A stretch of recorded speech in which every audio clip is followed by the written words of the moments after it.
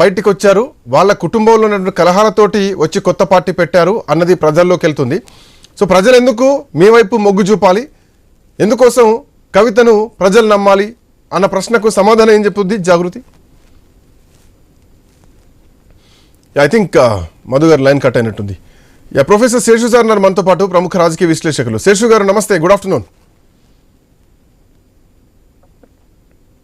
I think మ్యూట్లో ఉన్నట్టున్నారు Seshu sir, phone మ్యూట్లో ఉన్నట్టుంది మీది ఇన్స్ట్రుమెంట్. వచ్చిందా? Yeah, done. Seshu sir, so రాజకీయ కార్యాచరణ కవితది ఎట్లా ఎక్స్పెక్ట్ చేయొచ్చు? కవిత పైన వేటు వేసింది, నిన్ననే వేస్తారనుకున్నాం, బట్ మొత్తానికి ఈ రోజు కవిత పైన వేటు పడింది అధికారికంగా బీఆర్ఎస్ పార్టీ. ఇక బీఆర్ఎస్ పార్టీకి కవితకు ఏ సంబంధాలు లేవు, కానీ కవిత ఎజెండా ఎట్లా ఉండబోతోంది, కవిత రాజకీయ ప్రస్థానం ఎట్లా ఉండబోతోంది?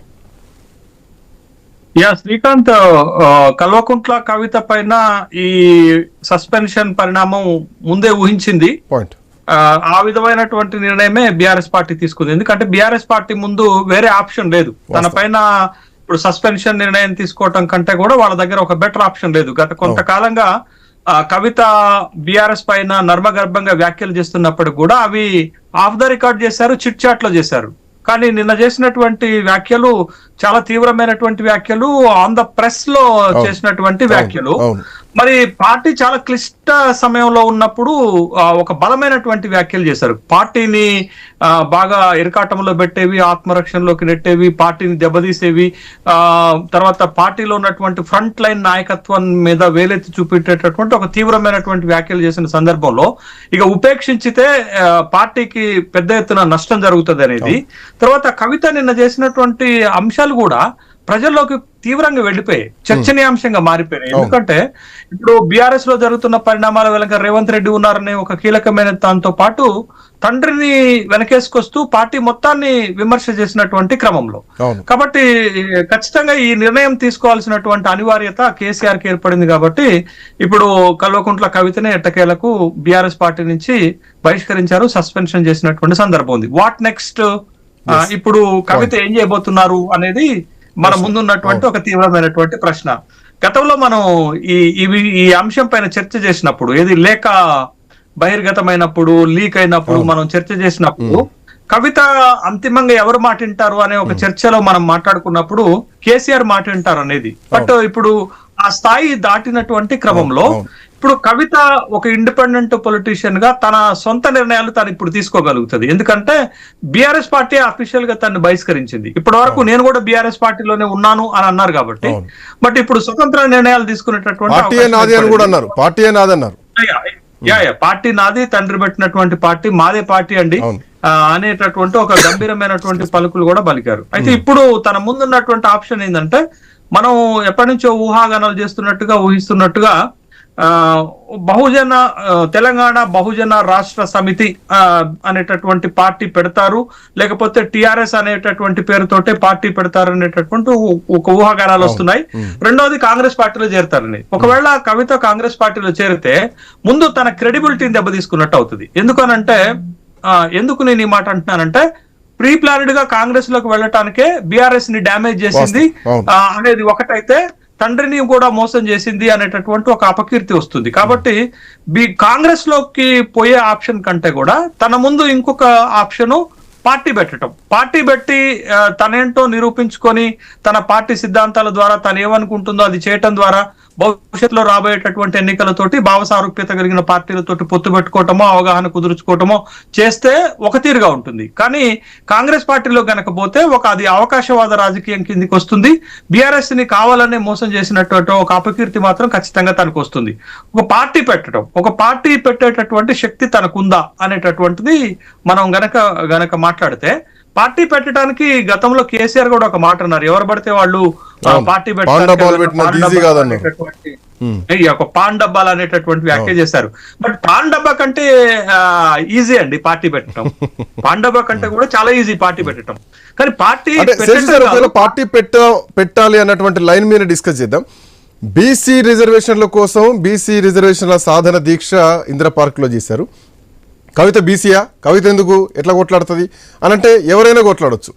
ఈవెన్ ఆ రోజు కూడా జయలలిత కొట్లాడినప్పుడు ఆ కమ్యూనిటీ వాళ్ళు ఎవరు లేరు, ప్రైమ్ మినిస్టర్ కానీ రాష్ట్రపతి కానీ. సో కొట్లాటైతే ఒకటి ఎత్తుకుంది, సామాజిక తెలంగాణ అన్న నినాదం ఎత్తుకుంది. ఇప్పుడు పార్టీ పెడితే రేపు పొద్దున బీసీ సంఘాలన్నీ బీసీ ముఖ్యమంత్రి అనౌన్స్మెంట్ చేస్తారా, లేదంటే బీసీలకు అవకాశం కల్పిస్తామంటారా?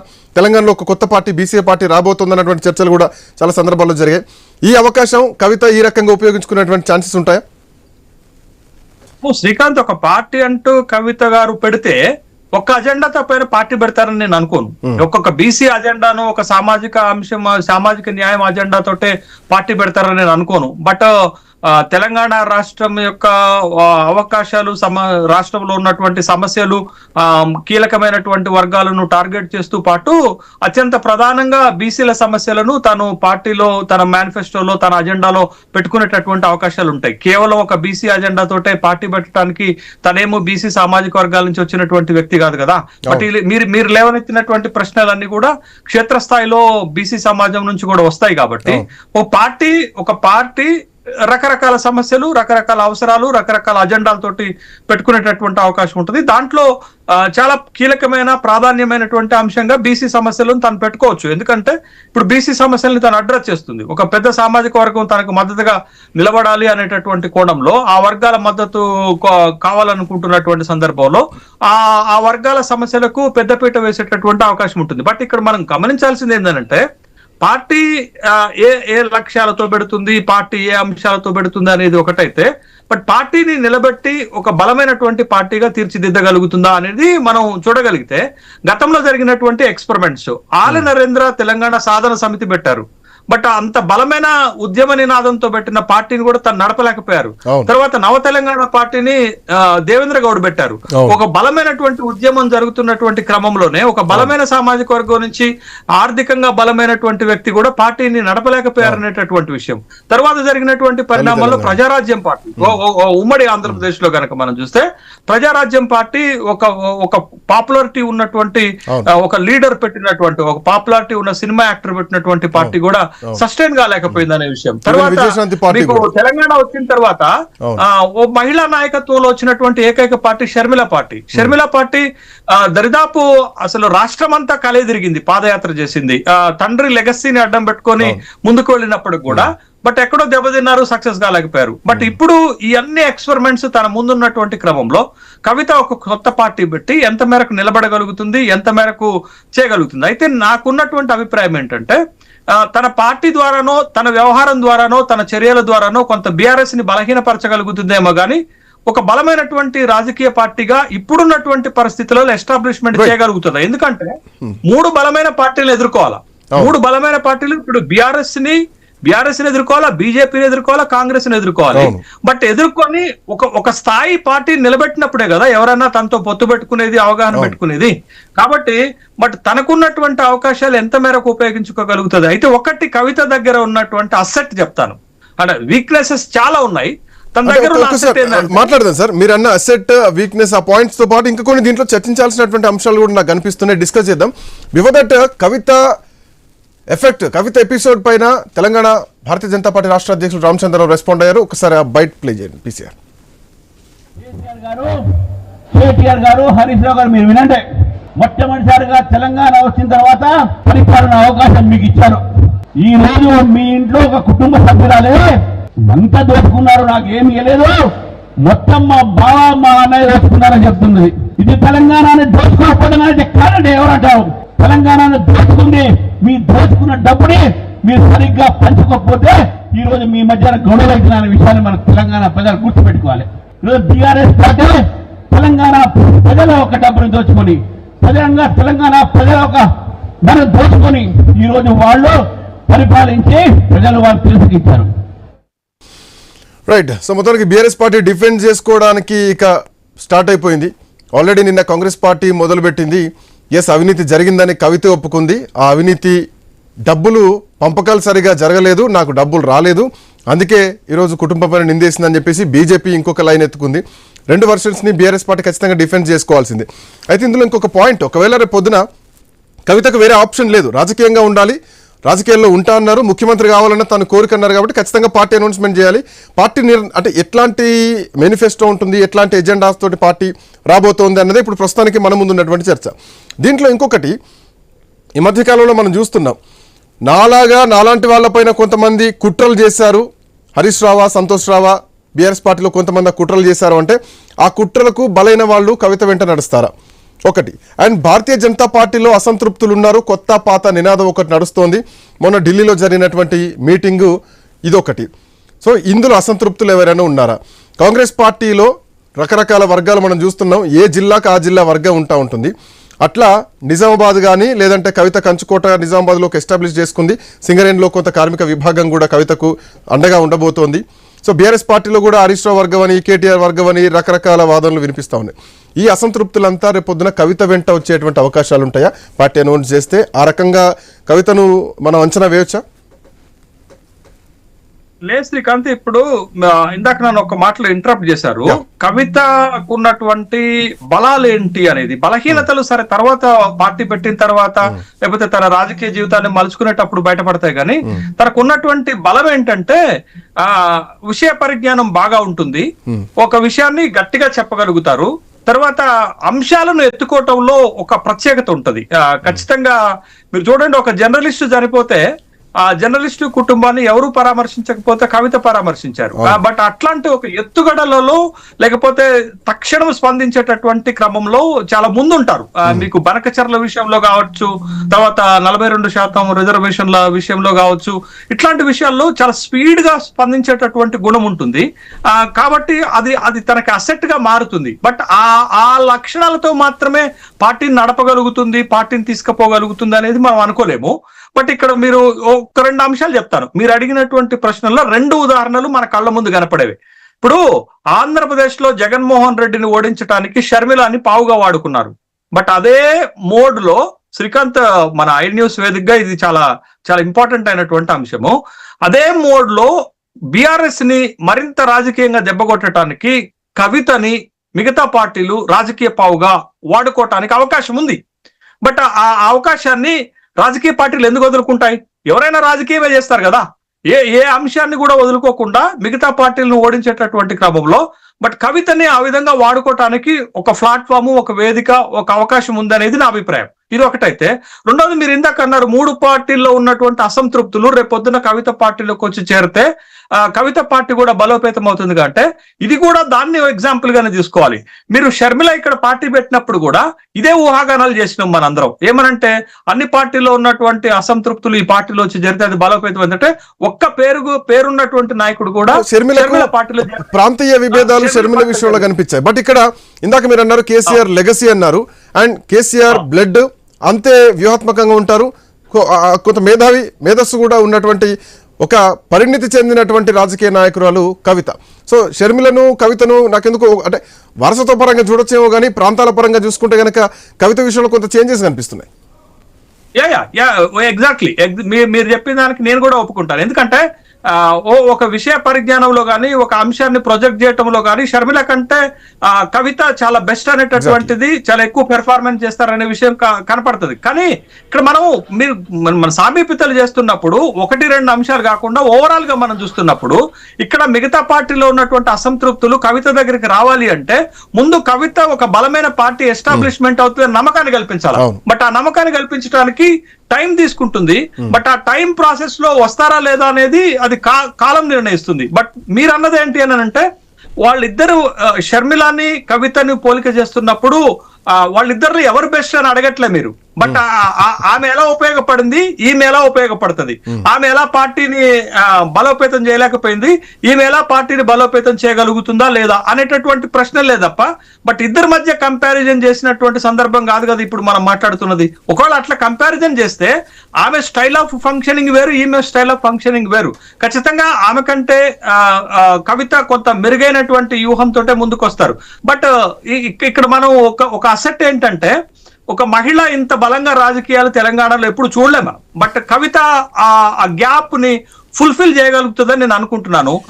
కవిత కలిసి వచ్చేటువంటి ఇంకొక అంశం ఏంటంటే షర్మిలతో కంపారిజన్ కాకుండా కవిత కలిసి వచ్చేది కేసీఆర్ కూతురు ఒకటైతే ఉద్యమంలో క్రియాశీలకంగా పాల్గొన్నారు, అమెరికా నుండి వచ్చి గర్భంతో ఉద్యమం చేసింది, ఒక రాణి రుద్రంలా కొట్లాడిందని చెప్పేసి బీఆర్ఎస్ పార్టీ నాయకులే చాలా సందర్భాల్లో ఉన్నారు. ఈ కామెంట్సే కవితకి రేపొద్దున అసెట్ అయ్యేటువంటి అవకాశాలు కూడా ఎక్కువ కనిపిస్తున్నాయి. లే శ్రీకాంత్, ఇప్పుడు మనం ఒకటి ఇప్పటి వరకు జరుగుతున్నటువంటి ఎపిసోడ్ లో కవిత పక్కన ఎవరైనా ఒక గ్రామ స్థాయిలో బలమైనటువంటి నాయకులు కూడా ఆమె పక్కన నిలబడలేకపోయారు. అంటే బిఆర్ఎస్ పార్టీలో ఉన్నటువంటి కీలకమైనటువంటి నాయకులు గాని, ఒక స్థాయి ఉన్నటువంటి నాయకులు గాని, ఆ పార్టీలో బలమైన గుర్తింపు ఉన్నటువంటి ఏ ఒక్క నాయకుడు కూడా కవిత వెనకాల నిలబడటానికి ముందుకు రాలేదు. రేపు పొద్దున కూడా ఇదే పరిస్థితి ఉంటది. బట్ ఈ పరిస్థితిని అధిగమించి తను ఒక బలమైనటువంటి పార్టీగా, బలమైనటువంటి ఫోర్స్ గా రావాలి అంటే కవిత చాలా జర్నీ చేయాల్సి ఉంటుంది, చాలా బలంగా పోరాడాల్సి ఉంటుంది. బట్ నేను అదే కవిత దగ్గర ఉన్నటువంటి ఒక అసెట్ ఏంటి అని అంటే, విషయాలపైన బలంగా పోరాడేటటువంటి ధైర్యం ఉంది తనకి, తన వ్యూహం ఉంది తనకి, ఆ లాంగ్వేజ్ ఉంది తనకి, తనకి ఆ ప్రొజెక్షన్ ఉంది. బట్ అదొక్కటే సరిపోదు కదా. ఓ రాజకీయ పార్టీ నిలబెట్టాలి అంటే మీరు గ్రామ స్థాయి నుంచి పై స్థాయి వరకు ఒక బలమైనటువంటి నాయకత్వం పార్టీలోకి రావాలా. ఇవాళ ఒక పార్టీని నడపాలంటే విపరీతమైనటువంటి ఆర్థిక ప్రయాసకు ఓర్చుకోవాల్సినటువంటి అవసరం ఉంటుంది. తర్వాత అన్ని రకాలైనటువంటి అనుకూలతలు కలిసి రావాలా. బట్ ఇవన్నీ కలిసి వస్తేనే ఒక బలమైన పార్టీని. ఇప్పటి వరకు మీరు ఎంత కాదనుకున్నా కేసీఆర్ బిడ్డగానే కవిత బలం తప్ప, కేసీఆర్ మైనస్ కవిత ఏంటి, ఏమొస్తుంది? ఓ జాగృతి అధ్యక్షురాలు అంటే ఎంత జాగృతి బలం ఈ రాష్ట్రంలో? ఒక మాజీ ఎంపీ అంటే తను ఏ జిల్లాకి పరిమితం అవుతుంది? ఒక ఎమ్మెల్సీ అంటే తన శక్తి ఎంత, తన పరిధి ఎంత అనేది ఉంటుంది. తర్వాత రెండోది, ఇవాళ ఏ ఒక్క కీలకమైన నాయకుడు తన వైపుకు రానప్పుడు తను ఒంటరిగా పోరాటం చేయాల్సి ఉంటుంది, తను ఒంటరిగా తన ప్రయత్నాలు మొదలు పెట్టాల్సి ఉంటుంది. ఓ బలమైనటువంటి వ్యూహాలు ఎత్తుగడతోటి ఒక పార్టీని ఇప్పుడున్న పరిస్థితుల్లో నిలబెట్టడం అంత ఆషామాషి అయిన విషయం కాదు. ఎందుకంటే ఒక 3 బలమైన పార్టీలు ఎదుర్కోవాలా. 10 ఏళ్ల అధికారం చేసిన పార్టీ రెండు అధికార పార్టీలను ఎదుర్కొని నిలబడి ఓ పార్టీని నిలబెట్టాలని అంటే ఎంత వ్యయ ప్రయాసాలకు ఓర్చేటటువంటి అంశం. బట్ అది తట్టుకొని నిలబడగలుగుతుందా అనేది కాలం పెట్టే పరీక్షకు నిలబడాలి తను. బట్ ఇప్పుడున్న తనకున్న ఆప్షన్స్ రెండే కదా.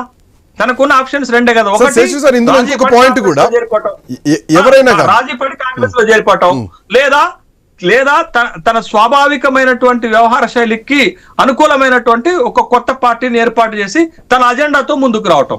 బట్ ఈ 2 ఆప్షన్స్ లలో which is the best one? మళ్ళీ ఈ 2 ఆప్షన్స్ ఉన్నప్పుడు తనకి బెస్ట్ ఏంటది? తన క్యారెక్టర్ నిలబెట్టేది ఏంటది? కాంగ్రెస్ లో పోతే క్యారెక్టర్ పోయినట్టే. బట్ నిలబడాలంటే తను ఓ బలమైనటువంటి రాజకీయ నాయకురాలుగా తెలంగాణ రాజకీయ ముఖ చిత్రంపై నిలబడాలి అంటే ఖచ్చితంగా తను ఎంచుకునేటటువంటి మార్గం ఒక కొత్త పార్టీ. బట్ ఎంత మేరకు దాన్ని ఎంత వ్యయ ప్రయాసాలు కోర్చి ముందుకు తీసుకుపోగలుగుతుంది అనేది అది కాలం నిర్ణయిస్తుంది. బట్ ఇప్పుడు ఎర్లీ టు స్పీక్, ఇప్పటికిప్పుడు మనం అద్భుతాలు జరిగిపోతాయనో, ఇప్పటికిప్పుడు కవిత చాలా బలమైన నాయకురాలుగా ఎదుగుతుందని చెప్పలేం కదా. తన పనితీరు, తన వ్యూహాలు, తన అప్రోచ్, తన వ్యవహార శైలి ఇవన్నీ లెక్కలోకి వస్తాయి కదా.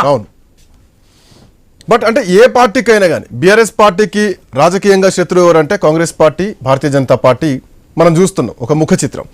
కాంగ్రెస్ పార్టీకి బీఆర్ఎస్, బీజేపీకి కాంగ్రెస్, బీఆర్ఎస్.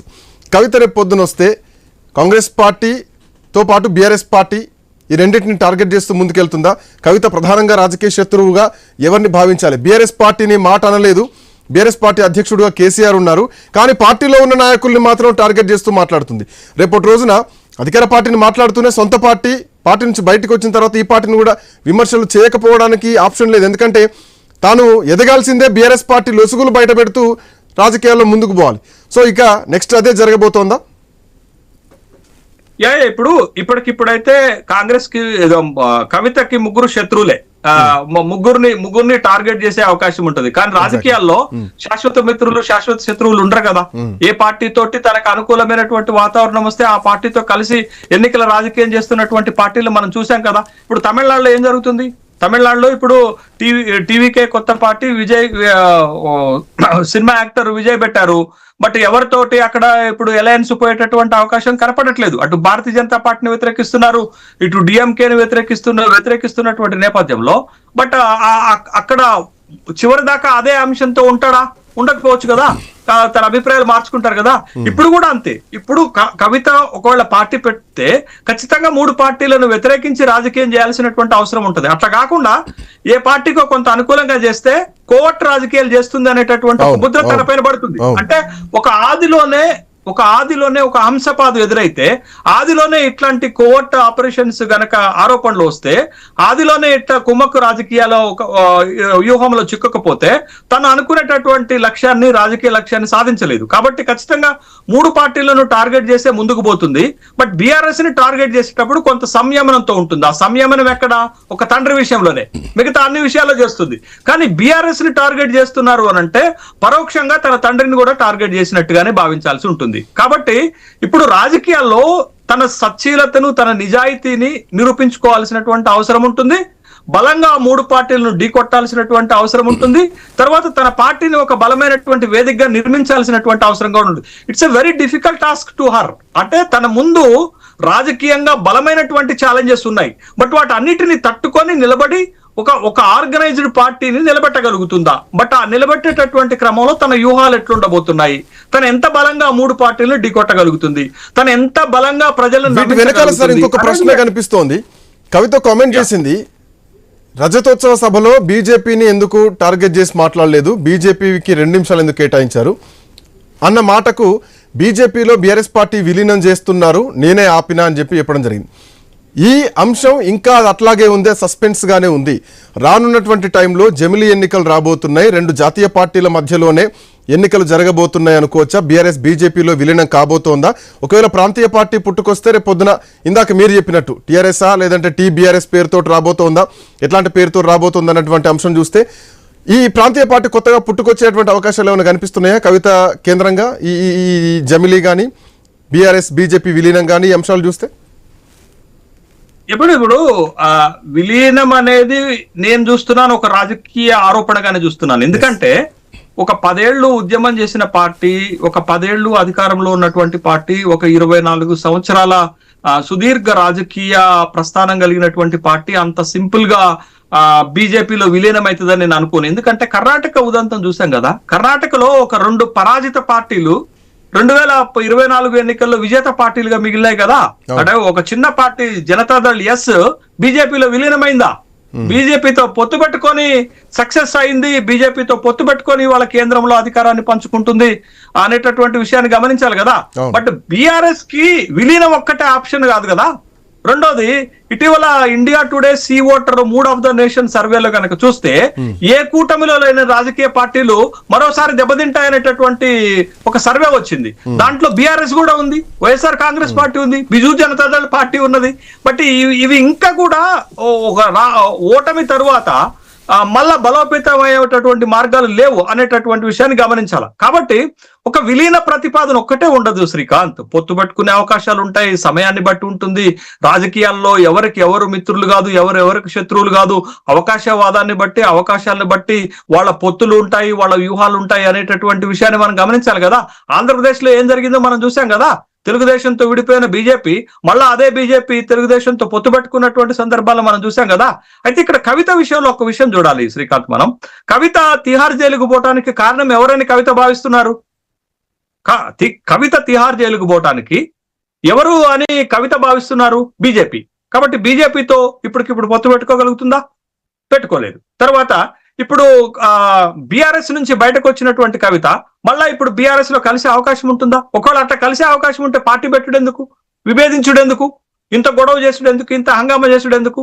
దాంతో కూడా ఉండదు. ఇక కాంగ్రెస్, నేను అదే అంటున్నాను, కాంగ్రెస్ కి తనకున్నటువంటి సంబంధాలు, తన భర్తకో తనకో వ్యాపార సంబంధాలు, ఆర్థిక సంబంధాలు ఉన్నటువంటి మేరకు కాంగ్రెస్ లోకి పోయేటటువంటి అవకాశం ఒక ఆప్షన్ ఉన్నప్పటికీ కూడా కాంగ్రెస్ లోకి పోతే తన క్రెడిబిలిటీ ఏమవుతుంది, తన రాజకీయ భవిష్యత్తు ఏమవుతుంది?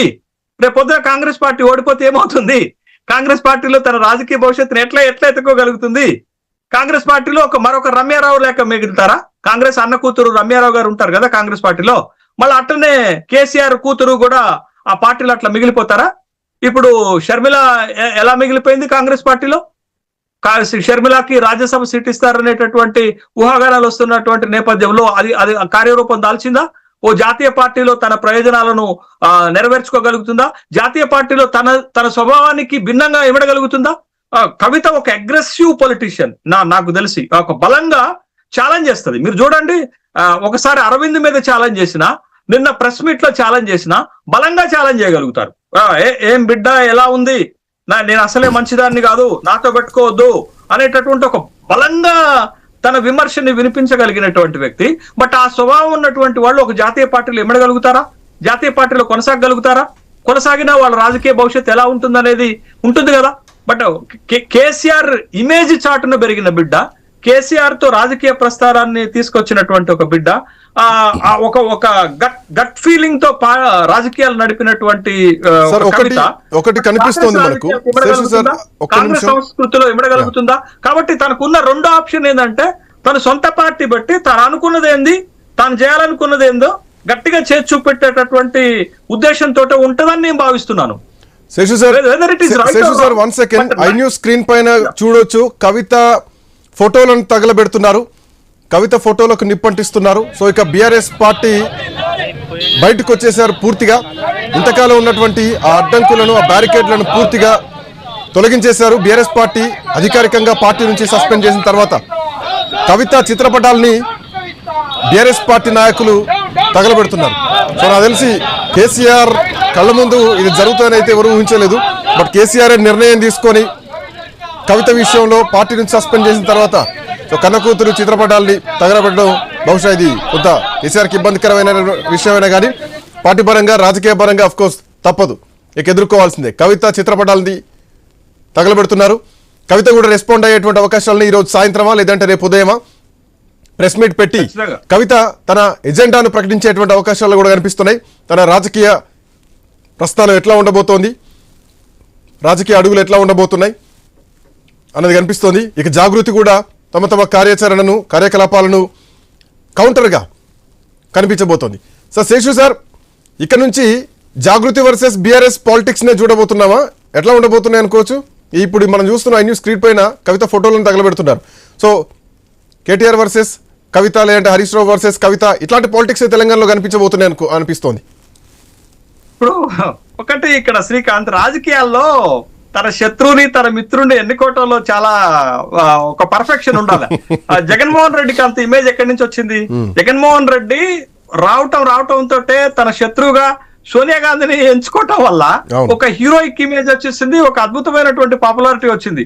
ఇక్కడ కవిత వర్సెస్ బీఆర్ఎస్ గనక వస్తే కవితకి అది ఒక ప్లాట్ఫామ్ గా మిగిలిపోతుంది. అంటే ఒక మహిళ ఒక పెద్ద పార్టీని బలంగా ఎదుర్కొంటుంది అనేటటువంటి ఒక సింపథెటిక్ ఫ్యాక్టర్ కూడా బయటకు వచ్చేటటువంటి అవకాశం ఉంటుంది. బట్ బీఆర్ఎస్ ఈ స్థాయి నిర్ణయం తీసుకోవటం మంచిది కాదు. ఎందుకంటే కవిత దిష్టి బొమ్మలు తలగబెట్టుడు, ఫోటోలను తలగబెట్టుడు, బట్ ఆ స్థాయిగా కాకుండా కవిత పైన రాజకీయ పరమైనటువంటి విమర్శలు చేస్తే కొంతమేరకు బాగుంటుంది. బట్ కవిత కూడా ఇంతకంటే తీవ్ర స్థాయిలో విమర్శలు చేస్తుంది. కవిత ఇంతకంటే తీవ్ర స్థాయి యాక్షన్స్ తీసుకుంటది. మీరు ఇటీవల జరిగిన చూడండి ఒక్కసారి, తీన్మార్ మల్లన్నకి కవితకి మధ్య ఒక చిన్న డిస్ప్యూట్, ఒక సంభాషణ వచ్చినప్పుడు ఎంత అగ్రెసివ్ గా రియాక్ట్ అయింది జాగృతి అనేటటువంటి సంస్థ. బట్ అదే నేను అనేది ఏంటంటే కవిత స్థాయిని వీళ్ళు ఇట్లా చేసి పెంచే దానికంటే కూడా రాజకీయంగా కవితను ఎదుర్కోవటం ఉత్తమం అన్న ఉద్దేశం.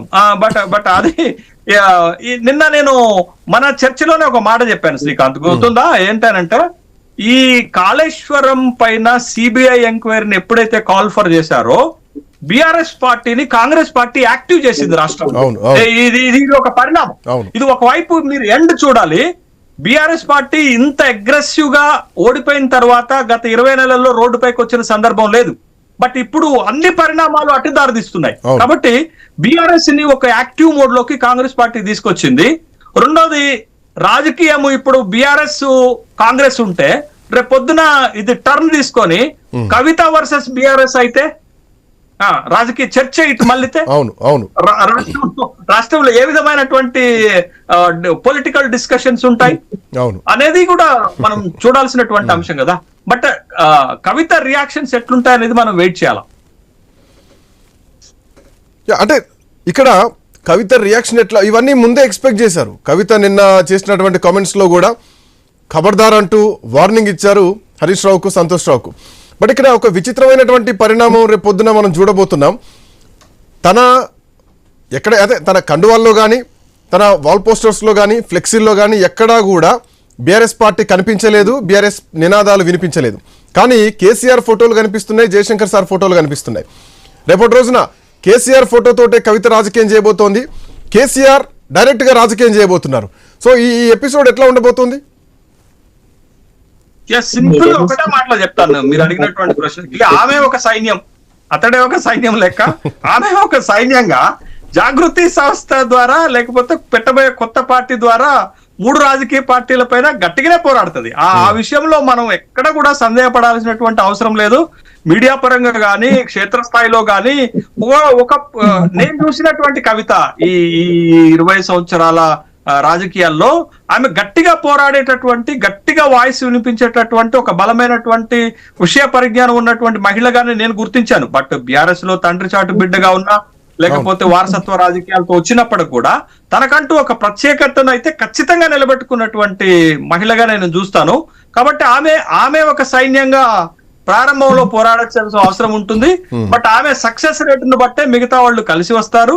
ఆమె తీసుకునేటటువంటి నిర్ణయాలు వ్యూహాల ప్రకారంగానే పార్టీ బలోపేతం